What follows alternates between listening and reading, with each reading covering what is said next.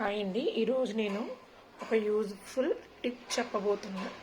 మనకి శారీస్లో ఇట్లా షైనింగ్గా వచ్చే ఈ టిష్యూ క్లాత్ మీద అలా వర్క్ పడదు. కానీ ఇదిగో నేను వర్క్ చేశాను.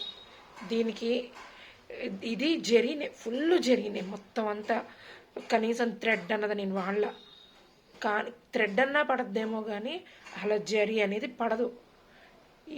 అదొకటి. ఇది క్లాత్ ఒకటి.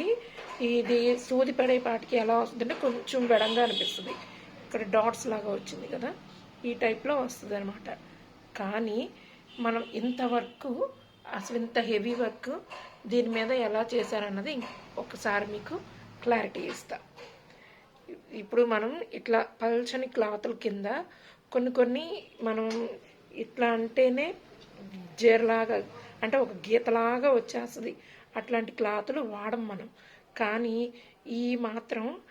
ఈ ఫ్యాబ్రిక్ అయితేనే వాళ్ళకి శారీస్ మీద అందంగా ఉంటుంది.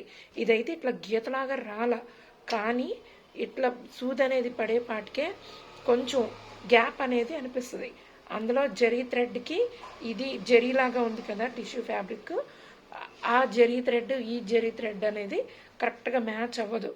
కానీ నేను అడుగున ఇట్లా క్లాత్ వేసా, పట్టు ముక్క ఇది. దానివల్ల ఏమవుతుందంటే మనం ఏం చేయాలనుకున్నది కరెక్ట్గా క్లారిటీగా, అసలు ఎంత క్లారిటీగా వచ్చిందో చూడండి.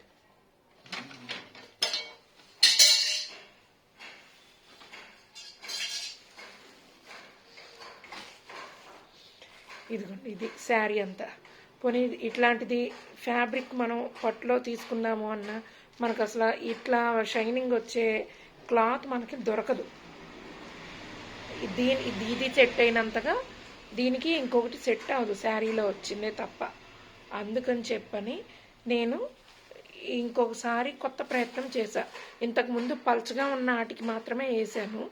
ఇప్పుడు మాత్రం టిష్యూ ఫ్యాబ్రిక్కి ఇట్లా పట్టు మొక్క వేసాను అనమాట అడుగున. ఎవరికైనా యూజ్ అవుతుంది అనుకుంటే యూజ్ చేసుకోండి.